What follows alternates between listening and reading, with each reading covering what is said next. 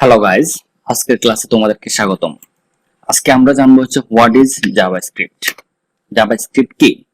JavaScript হচ্ছে একটা programming language, খুব হালকা একটা প্রোগ্রামিং ল্যাঙ্গুয়েজ। এটা খুব light weight interpreted programming language.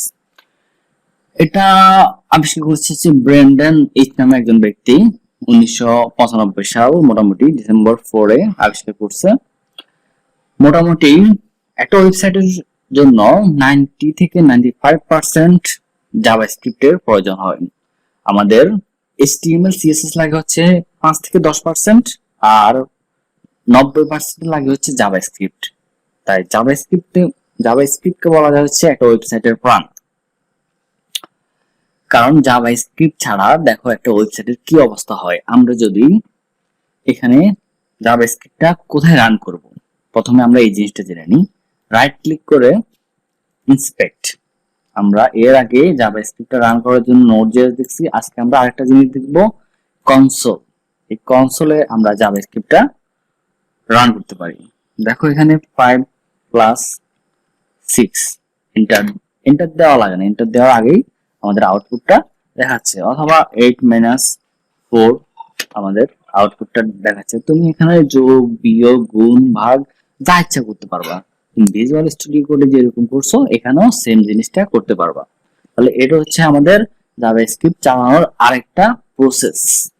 তো আমরা এখন জাভাস্ক্রিপ্ট ছাড়া একটা ওয়েবসাইটের কি অবস্থা হয় আমরা সেই জিনিসটা দেখব। সেটা দেখার জন্য আমরা চলে যাব হচ্ছে এই যে একটা গিয়ার আইকন সেটিংস, এখানে চলে যাব।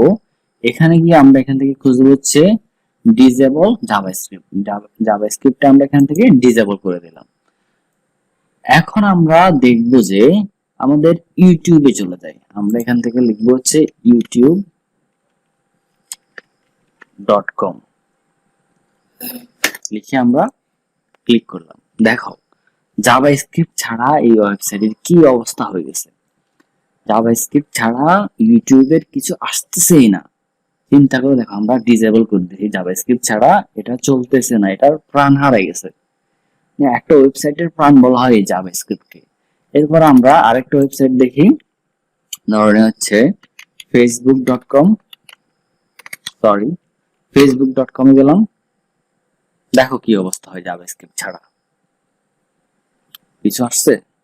কিছুই আসে নাই, জাভাস্ক্রিপ্ট ছাড়া পুরা ফাঁকা।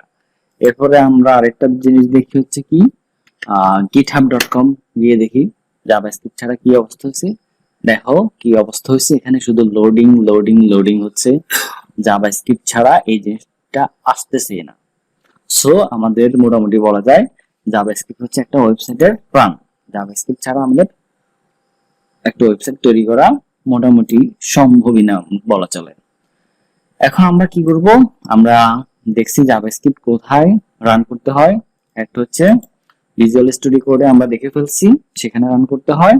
এবং আরেকটা হচ্ছে এখানে রাইট ক্লিক করে ইন্সপেক্ট, এখানে জাভাস্ক্রিপ্টটা রান করতে হয়। তোমাদের যদি এই ইন্সপেক্টর এই জায়গাটা হয়তো তোমাদের উপরে ডান পাশে আসতে পারে, এখান থেকে দেখো হয়তো তোমাদের এরকম আসতে পারে, অথবা এরকম এখানে আসতে পারে। তুমি জাস্ট এখানে থ্রি ডটের মধ্যে ক্লিক করে এখানে নিচে দিয়ে দিবা। নিচে দিলে মোটামুটি সুন্দর দেখা যায়। এখানে এই কনসোলের মধ্যে আমরা জাভাস্ক্রিপ্টের যাবতীয় কাজ করব এবং এখানে চেক করে দেখব কোনো এরর হয়েছে কিনা। এরর চেকের জন্য এই জিনিসটা কনসোল ব্যবহার করা হয়। আরেকটা জায়গায় জাভাস্ক্রিপ্ট লেখা যায়, আমাদের একটা অনলাইন কোড এডিটর আছে, codepen.io নামে একটা অনলাইন কোড এডিটর আছে। এখানে আমরা জাভাস্ক্রিপ্ট লিখতে পারি। codepen.io এখানে অনলাইন কোড এডিটর। এখানে যদি আমরা গিয়ে এখানে দেখো, এখানে আমরা স্টার্ট কোডিং এ ক্লিক করব। কোডিং এ ক্লিক করার পর দেখো আমাদের এখানে একটা অনলাইন কোড এডিটর। এটা এখানে আমরা HTML লিখতে পারবো, এখানে CSS লিখতে পারবো এবং এখানে জাভাস্ক্রিপ্ট লিখতে পারবো। ধরো আমরা একটা জাভাস্ক্রিপ্ট কোড লিখে ফেলি, console.log 10। এটাকে আমরা সেভ করে দিব। সেভ করে দেওয়ার পর আমরা দেখো এই জিনিসটাই কনসোলের মধ্যে আমরা দেখে ফেলতে পারছি। কনসোলে এই জিনিসটা দেখাচ্ছে। এখানে আমাদের সেভ করা লাগবে না, আমাদের আপডেট দিতে থাকবে কনসোলে। .log আমরা আরেকটা দেখি 67। 67 দিয়ে আমরা দেখছি এখানে, সরি 67, তাহলে এখানে আমাদের সেভ করা লাগছে না, অটোমেটিক চলে আসতেছে নিচের দিকে। এরপর আমরা আরেকটা দিয়ে দেখি console.log 70, আমরা এটা নিচে দেখি 70, এখানে একের পর এক অটো চলে আসতেছে, আমাদের সেভ করারও কোনো প্রয়োজন হচ্ছে না। সো আমরা জাভাস্ক্রিপ্ট লেখার জন্য তিনটা জায়গা দেখলাম, একটা হচ্ছে ভিজুয়াল স্টুডিও কোড যেখানে আমরা নোড.জেএস দিয়ে রান করব, এবং আরেকটা হচ্ছে তোমার ইন্সপেক্ট, ব্রাউজারে ইন্সপেক্টের মধ্যে আমরা রান করব, ইন্সপেক্টের মধ্যে কনসোলে, এবং থার্ড হচ্ছে একটা অনলাইন কোড এডিটর আমরা দেখাই দিলাম এখানে।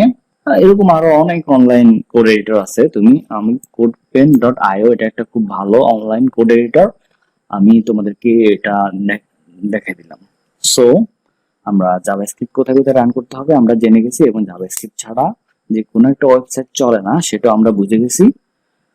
আমরা আমাদের নেক্সট লেকচারে চলে যাব। আল্লাহ হাফেজ।